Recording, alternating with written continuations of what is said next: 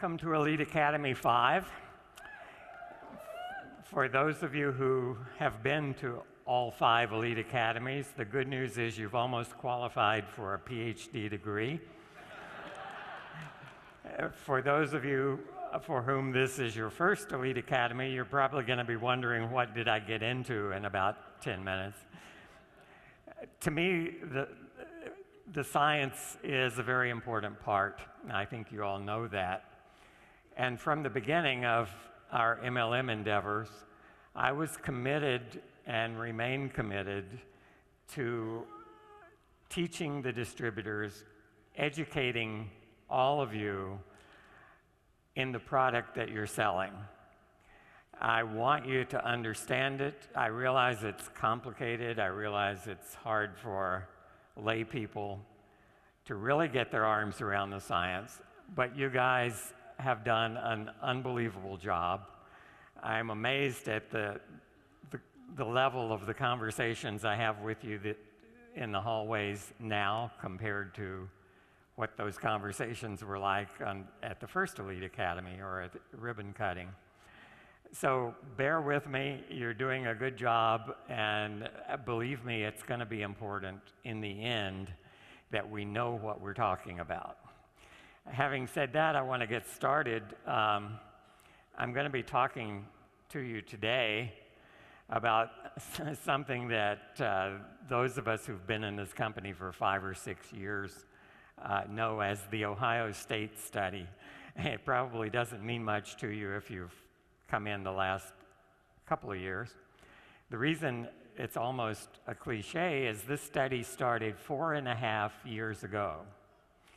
And about 6 weeks after it began, people said, you know, where's that Ohio State study? How's it coming along?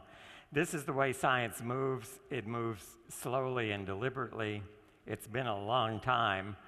This study was published, went online about a week before Christmas. It's still not there in its absolute final format, but it's in the public domain. And this is the study I want to tell you about today. It has a lot to do with heart disease and with heart surgeries in particular. It's complicated. Try to stay with me. I'm going to do my best to get you through this. Most of us are familiar with heart surgeries because we've all got friends and family who've gone through heart surgeries. I think a lot of people can say the terms cardiac bypass surgery, or coronary artery bypass grafts, carotid endarterectomy, maybe. I'm going to tell you about that one too. When I tell you what it is, you're probably going to say, oh, I know people who've had that done. Angioplasty with stent insertion to keep coronary arteries open and the blood flowing. All of that has become a big part of our lives in the last 2 or 3 decades. And this study really relates strongly to what's going on in the realm of cardiovascular disease. This is the study, and I'm not going to jump into this right away. And if you read the title, you probably see why I'm not. The title is Protandim Attenuates Intimal Hyperplasia in Human Saphenous Veins Cultured Ex Vivo via a Catalase-Dependent Pathway.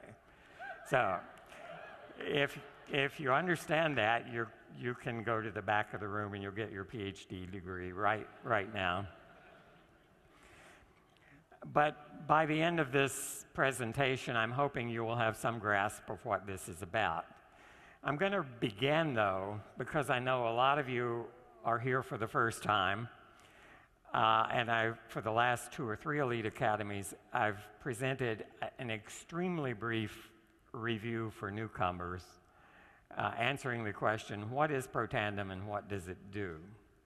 And it's still a question, and it's a very good question. I don't belittle anyone who asks the question, what is Protandim? And what does it do? And Protandim biochemically is a NRF2 activator. Well, that probably didn't tell you a lot more than you knew before I said that. But what a NRF2 activator is, it's something that delivers a biochemical wake-up call to every cell in your body. That's what protandem does that's important, and I want you to understand how it does that. So here is how protandem works, really in one single slide. This big blue oval represents any one of the several trillion cells in your body. And in the upper right, you see that little purple item labeled protandem. That's one of the 5 active ingredients in protandem. And so every cell in your body, if you take a protandem, will be bathed in those molecules that make up protandem. The first thing protandem does when it approaches a cell is it binds to a receptor on the cell. What is that? Well, if this cell is your house, what protandem just did is it stepped on the front porch and it rang your doorbell, right? That's how the cell interprets that. When that happens at your home, things happen inside. You may get up off the couch and walk to the door to open the door and see who's there. When protandem rings the doorbell of this cell, something happens inside. That oval labeled a kinase. A kinase is an enzyme. It's a protein that catalyzes a particular metabolic reaction. It's activated, just as the chimes inside your house are activated when protandem or someone steps on your front porch and rings the doorbell. Something happens inside. What that particular enzyme does, the one that just turned yellow, is it modifies a protein inside the cell. The protein that's modified is represented here by the little red oval labeled NRF2, NRF2. NRF2 is what biochemists call a second messenger.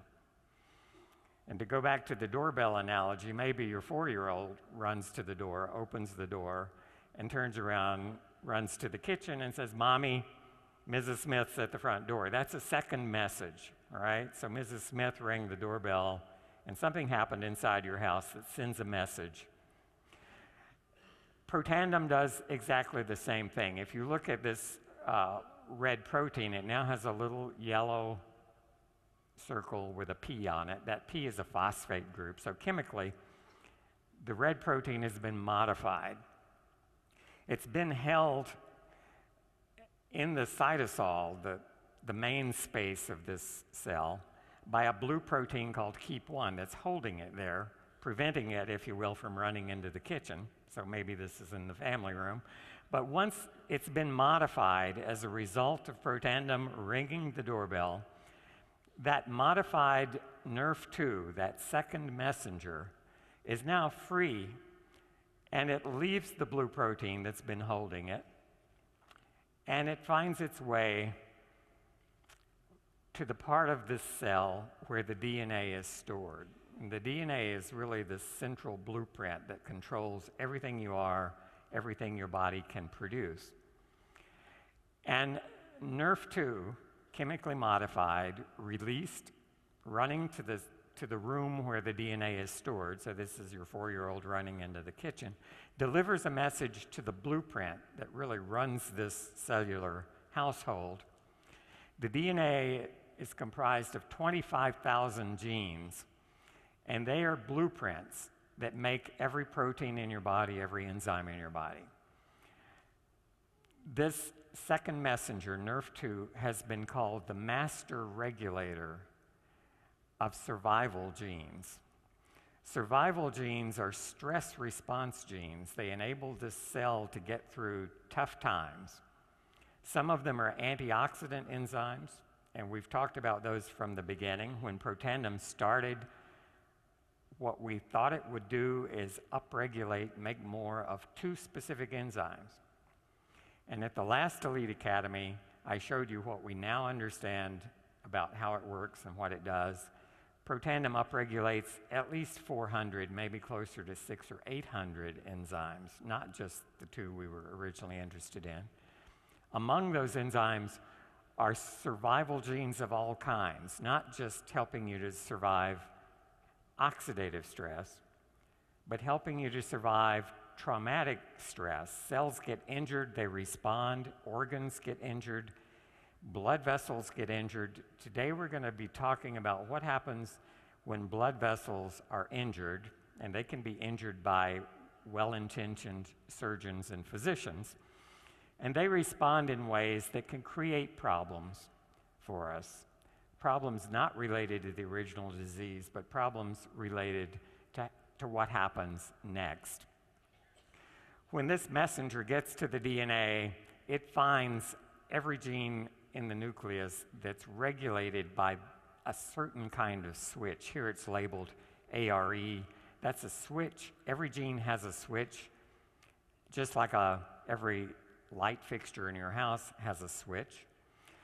And the genes are expressed, their products are produced as that switch. It's sort of like a dimmer switch. As you turn it up, you get more production. You turn it down, you get less production from that particular blueprint. So protandem ringing the doorbell results in a reshuffling of those 25,000 blueprints in the nucleus of the cell. Hundreds of new gene products are produced, or more of them are produced. For another couple of hundred, they're turned down. Some of those are pro-inflammatory genes. They promote the inflammatory process. They're pro-fibrotic genes that cause scar tissue to be formed. So it's really a normalization in many cases, a readjustment of all the instructions being sent to that cell. That's what protandem does. That's how it works. The result is the upregulation or the increased production of all these protective enzymes called survival genes.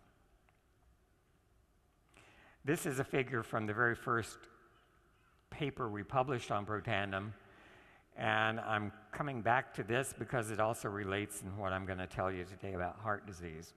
Here we're looking at a marker of oxidative stress, one of the most sensitive kinds of molecules in your body to oxidation is polyunsaturated fatty acids. Those are the things that make butter.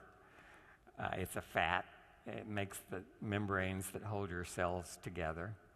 And if you leave a stick of butter on the table for a few days, it becomes rancid. It's interacting with oxygen. It's oxidized by oxygen.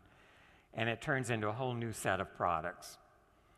Some of them are not tasty. Some of them don't smell very good.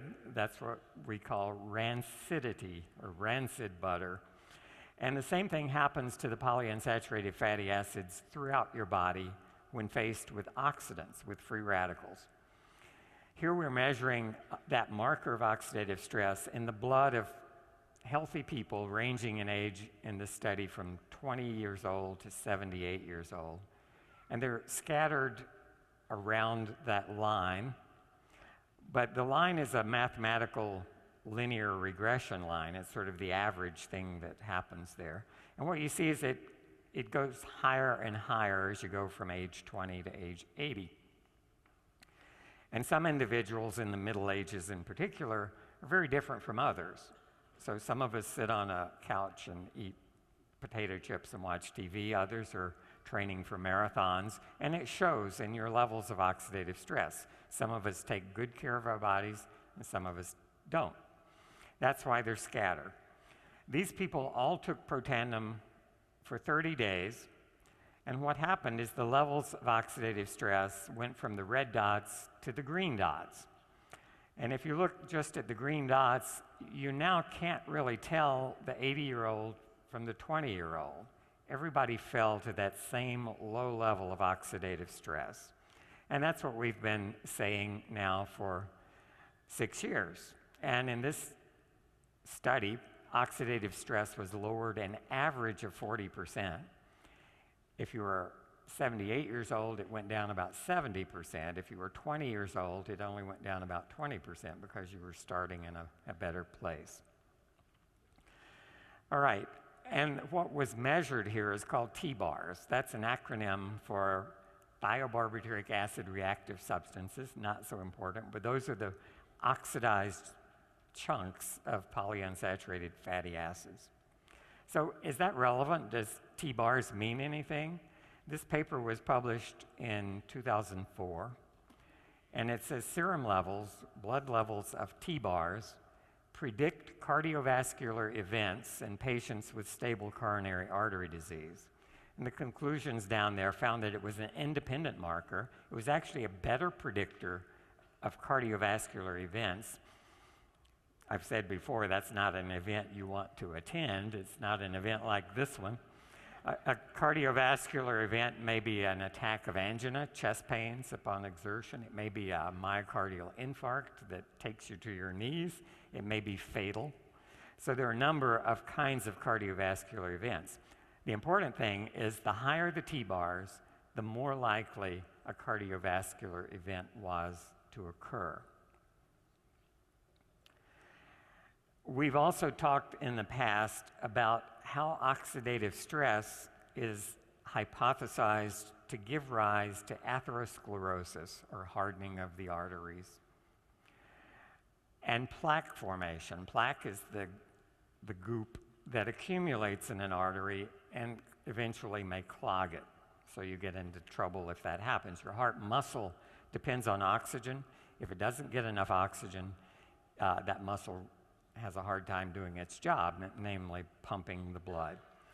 So this figure, if you look at it from left to right, is kind of a timeline.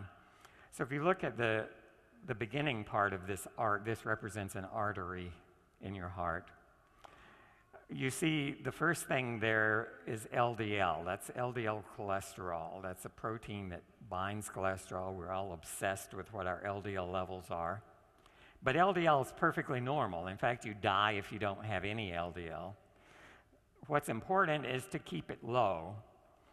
And why is that important? It's because if oxidative stress enters the picture, it leads, if you jump ahead a little bit, to oxidized LDL. And that's what many cardiologists believe is the real trigger to atherosclerosis.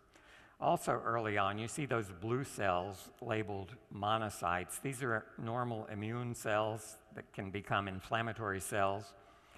And those monocytes recognize the oxidized LDL. So if free radicals are high, free radicals attack LDL, oxidize it.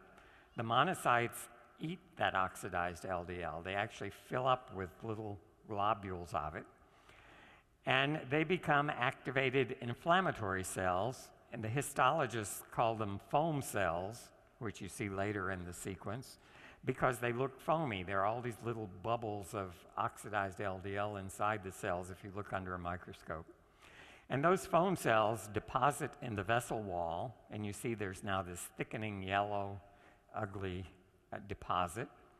It contains foam cells, it contains oxidized LDL, and it slowly starts to occlude, to close in the lumen of the artery. The lumen is the part of a pipe that's open in the middle. That's where the water flows through. If the lumen closes down because there are deposits on the walls of a pipe, then that vessel becomes compromised. And the real problem, the event that may be fatal, is when this deposition of this ugly yellow plaque in the vessel wall, when it breaks through that layer of Teflon that keeps blood from clotting, it's called plaque rupture. So if that layer of cells is breached and plaque rupture occurs, you will get an instant thrombosis, a blood clot that forms right at that spot, and that big blood clot will completely occlude the artery, and it may be fatal. So that's the progression of atherosclerosis. And we've talked before about how oxidative stress is involved in the early part of that process. But it's also involved in the later part of the process, and that's where this Ohio State study comes in. So let's assume, again, going from left to right here, that oxidative stress leads to atherosclerosis. It's a slow process, 30 or 40 years developing.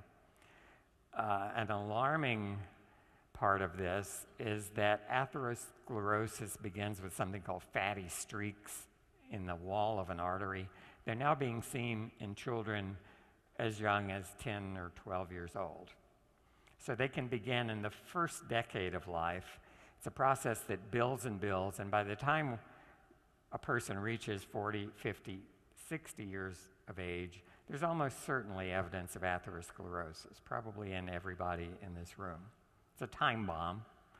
And lifestyle can help prevent it.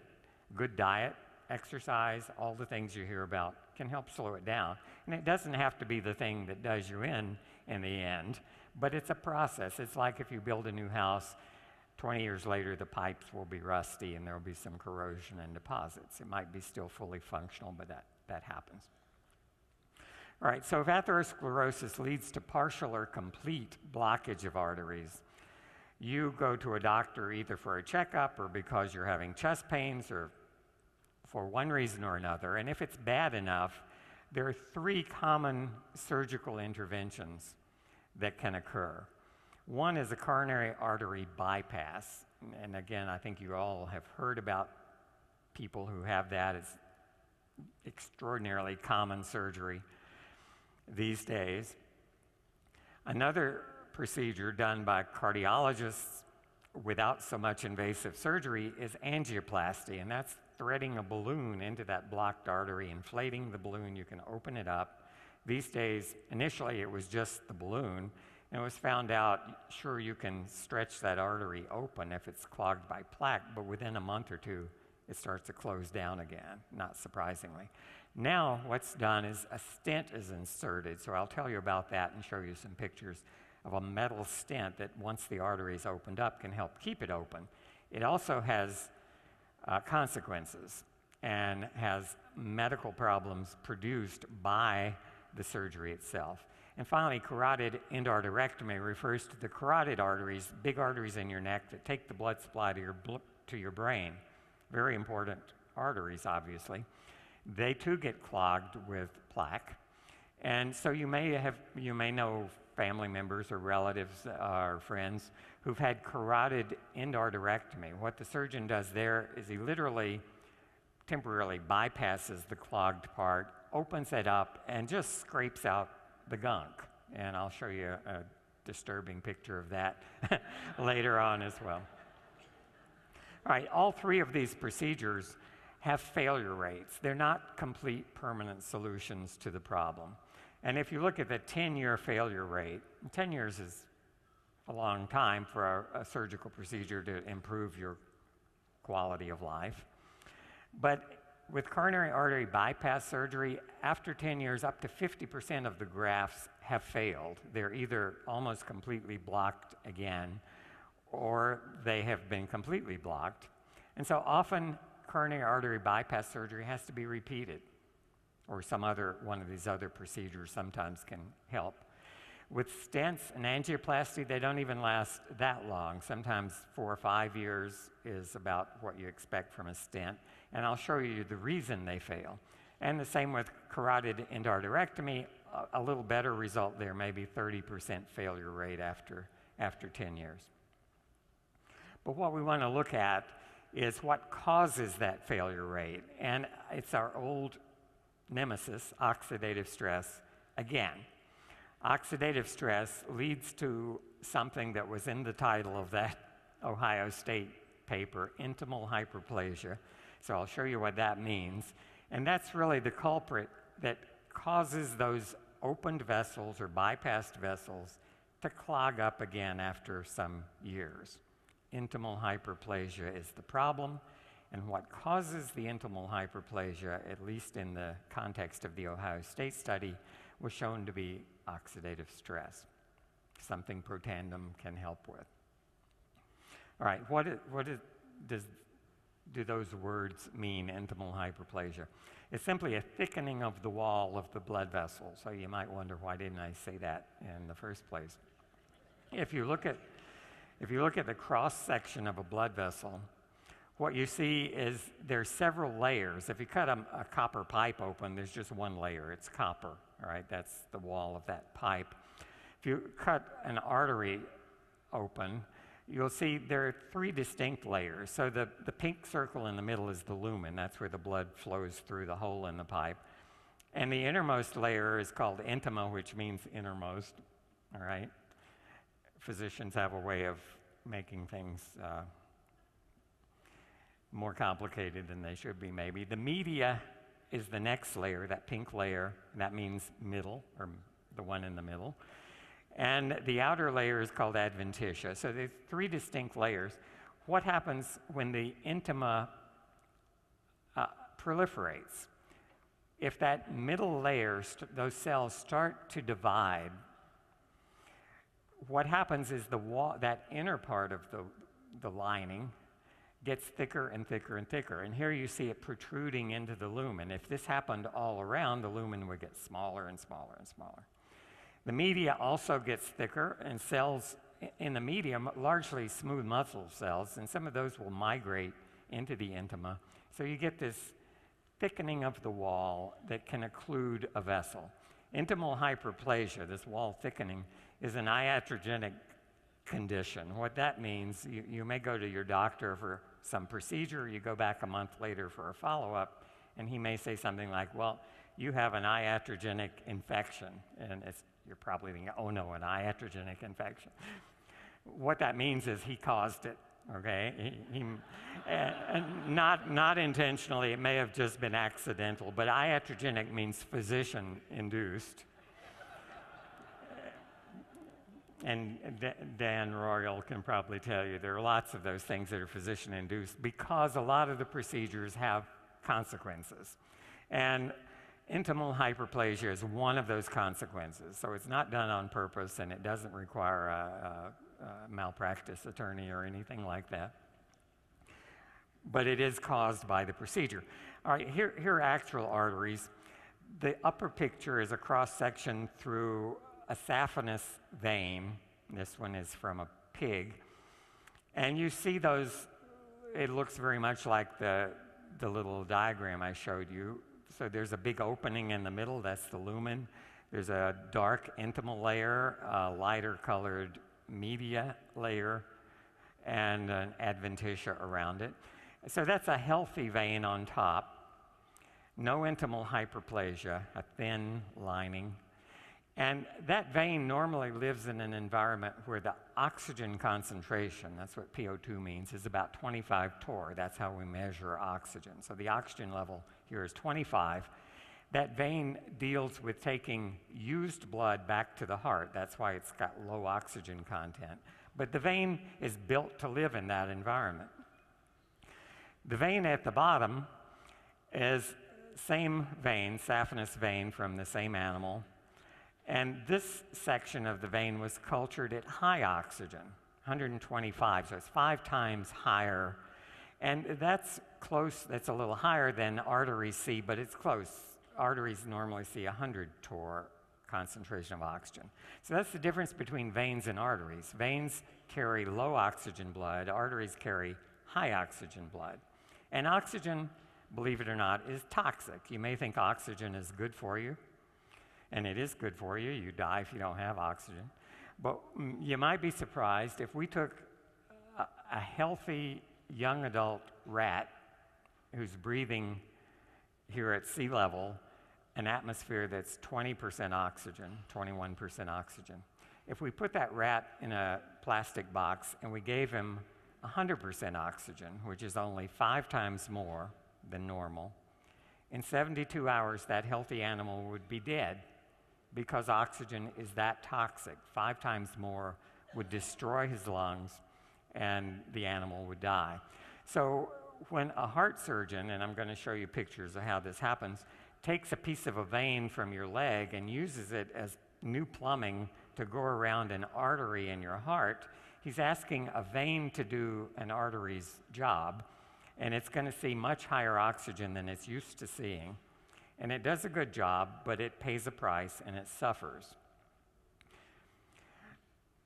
Why is artery bypass surgery done? If this represents, here in a very simple picture, an artery in your heart, and you develop plaque over the course of 10 or 20 or 40 years, again, you see the lumen of the artery is closing up, and the artery, by the way, is at 100 torr, it's high oxygen. So the surgeon will take a piece of vein from your leg, and just like a plumber might put in a new pipe around a clogged, if you have a drain pipe and a tree has grown through it with roots, you'll put in a new piece of pipe to bypass the problem, the obstruction. And that's what this vein is used for. So on the surface of your heart, you have a bypass around it. Now, the problem is that vein, which should be seeing oxygen at a level of 25, is now seeing oxygen at a level of 100. It causes oxidative stress uniquely to this vein, and the result is the walls of the vein thicken and will eventually obstruct the lumen to the point where it may close up and clog. This is a picture of a heart that's just undergone triple bypass. You hear double, triple, quadruple bypass. That means how many clogged arteries had to be bypassed, all right? And the most important one is usually that one labeled LAD, the left anterior descending coronary artery, because that takes blood to the part of your heart that does the heavy lifting, that left ventricle. So it's got to supply that part that contracts to pump the blood through your body.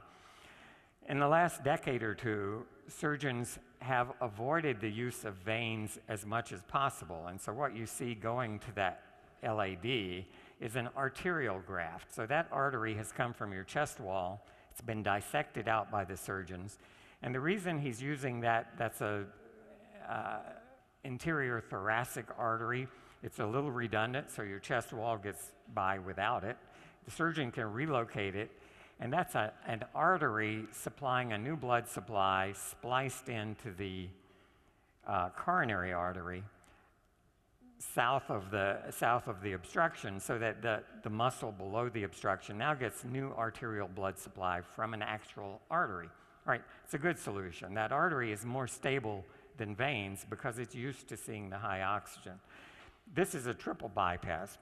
So there were two other blocked arteries on this heart, and you only have one thoracic artery, so you can only use that artery once. In this case, there are two vein grafts. So vein was harvested from this patient's leg, and you see there are two vein grafts that are spliced in at the top end. You can see there to the aorta, so they get new blood supply.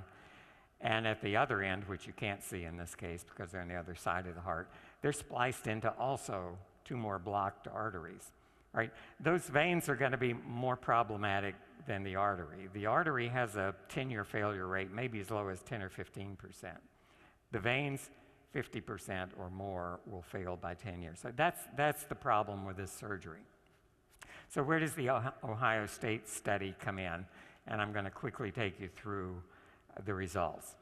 It measured the wall thickness in human saphenous veins that were going to be used for surgery. The surgeon removes more than he needs because you don't want to run short of pipe if you're a plumber. So there's leftover pipe every time a person undergoes bypass surgery. That's what was used in this study. They were incubated either at low oxygen, and that's described here as the freshly isolated. They don't change if they're incubated in low oxygen, or at high oxygen. And after 2 weeks incubated, where the only variable really is high oxygen, you get intimal hyperplasia, you get wall thickening. So this was done outside living people in a laboratory model. And so the blue bar is where the intimal thickness should be if you're looking at the A panel. The red bar is after 2 weeks at high oxygen, and the wall has already thickened several fold. And the green bar is the same kind of a culture, except protandum has been added to the culture medium. And so even in high oxygen, the protandum treated veins have avoided intimal hyperplasia. The walls have not thickened. They're staying at the same thickness as in freshly isolated healthy vein. Here we're measuring the intima in panel A, the media, the next layer in panel B, and what you can see is with protandum in the diagram on the right, the intima and the media layers are still thin. There's a big opening in this pipe. It's conducting lots of blood. The bottom picture is what happens if the thickening occurs, the red bars, and you can see that the area, cross-sectional area, is reduced maybe by 80% in that diagram. So very little blood is now able to get through. So Protandim has blocked this process that's really the bane of cardiac surgeons, because they can do their surgery just fine, but it's the consequences, even years, begin sometimes weeks or months, but certainly by years. I think I'm not going to dwell on this. I don't want to turn you into histologists, and these pictures may be ugly. But if you look at just A, B, and C, and you say one of these is not like the other, you might pick the middle one. So even if you don't know what you're looking at, it certainly looks different. A is a healthy vein, freshly isolated. C is a vein incubated at high oxygen in the presence of Protandim, which looks a lot like A. The one in the middle that looks bad, and it has, you can see there, a neointimal layer, and it's very thick, so there's a lot of vessel thickening happening there, prevented in C by Protandim. If you look at the number of cells that are actively dividing, again, freshly isolated, healthy vein, very few dividing cells, incubated in oxygen, where it's going to see it if it becomes an artery or a replacement for an artery. A lot of dividing cells. That's required for that wall to thicken. It takes more cells. They're multiplying or getting thicker and thicker. Protandim, the right bar, completely blocks that intimal thickening. If we measure free radical production in these veins, A, B, and C are again fresh vein. B is cultured at high oxygen, and C is high oxygen with Protandim. And what we're looking for is the red fluorescent stain. So you can see in the red one, in the A panel, very little evidence of free radical production. B, a lot of it. And C, incubated with Protandim for the 2-week period back to the A levels. So it's blocking free radical production by scavenging those radicals. They're quantified in the bars on the right, so in the color code is the same. Blue is healthy, red, high oxygen, green, high oxygen with Protandim. So again, we see the protection. This is looking at lipid peroxidation marker. This one is very closely related to T-bars, which was in our original study. It's a specific component of T-bars for H&E. And again, look at the level of 4-H&E in the blue bar. That's healthy.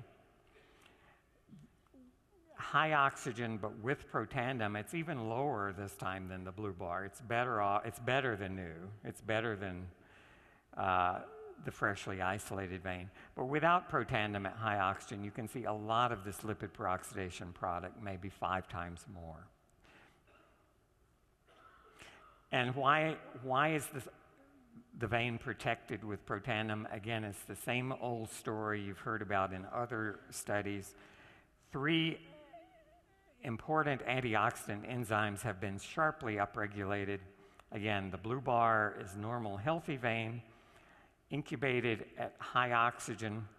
The cells haven't induced the enzyme to protect them, but if we add Protandim, the green bar, all 3 of these enzymes are dramatically induced to provide the protection that you saw in the previous slides. This is another measure. In this particular case, catalase was focused on because there's a convenient specific inhibitor of catalase. Turned out that catalase is absolutely necessary, but not sufficient necessarily to provide the protection. But catalase is a key enzyme. That's one of the 2 we began this quest of Protandim studying, and it turns out to be certainly very important. So the conclusions are that the saphenous veins used in arterial bypass surgery suffer from oxidative stress, and that's no big surprise due to the higher concentration of oxygen in the arterial blood that they're now asked to carry. As a consequence of the oxidative stress, intimal hyperplasia or thickening of the wall occurs, and that can eventually lead to reblockage or restenosis. You may have heard that term used. Restenosis simply means that what was blocked and opened up is now reblocked.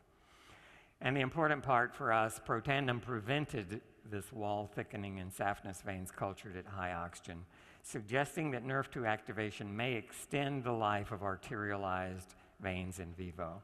And I want to show, kind of out of time, but I want to mention angioplasty very quickly. This is a blocked artery, and you see it longitudinally and in cross-section with a big yellow plaque that's occluding part of the lumen. Here, a catheter has been threaded up through the aorta and into the coronary arteries. And this is a very thin-looking wire, but it has an inflatable balloon on the end. And outside the balloon is a little collapsed wire cylinder. This is like if you took a piece of chicken wire and made a cylinder, you could compress it down into a very thin rod. And if you inflate the balloon that's inside, you can expand that cylinder. So that's what the surgeon does. He locates this where the plaque is, inflates the balloon, and you can see that wire mesh cylinder now being inflated, expanded, and that holds the vessel open. Without that wire stent, that's what a stent is. Without the stent, the vessel would collapse when you deflated the balloon, or at least largely. And so here, after you expand the wire mesh, you deflate the balloon, pull it out, and now you've got an artery in the picture on the right in cross-section that has a wire cage holding that plaque against the wall, making sure there's a big lumen. The unfortunate part is this is 6 months later. These are from pigs, and on the left you see a lumen that is wide open, and those little black dots are actually the wires in cross-section of this stent that's been expanded. So you can see it holding that vessel open. If you come back and look at another pig with another stent, but after 6 months, look at the difference. You can see that light pink tissue labeled intimal hyperplasia. That's a proliferation of cells that in only 6 months has closed that lumen down probably 80%. And that's the iatrogenic problem. It was created by placing the stent. The stent did a great job initially, but this is a problem with, and this is a bare metal stent. One of the ways medical device companies have responded to this is many stents are now coated. They're called drug-eluting stents or coated stents, and they have time-release chemicals that inhibit intimal hyperplasia on the metal frame itself. That lasts for a while, and it improves things maybe for a year or two, but not for the really long haul. So intimal hyperplasia is a real problem. Finally, this is carotid endarterectomy, the other procedure. This is the big arteries in the neck. And this is an actual picture of what a frequent location for the plaque develop is a fork in the road. So this carotid artery has a branch in the side of your neck. And that's where plaque often develops. This is what it looks like if the surgeon opens that artery. It looks like a big chunk of a cheeseburger caught in there. And what they do is they literally scrape. If you had a cheeseburger for lunch, I'm sorry, but they literally scrape that out and sew the artery back together. And it works with high success rate. I said after 10 years, about 70% are still fine. But that's a traumatic event for the artery. It's been opened up, the lining scraped out. And so these, when they fail, it's usually due to intimal hyperplasia as well. And so finally, whoops, I thought there was one more slide, but maybe not. The implication is that 1.5 million people a year undergo this procedure. And that's a huge number of people who have processes going on that are almost surely going to lead to failures of these carotid arteries, bypass surgeries, the angioplasty, the coronary artery endarterectomy, a big market for something that can help prevent intimal hyperplasia. And I think you're connected with a product that might be really useful to do exactly that. So sorry for overtime. Thank you very much.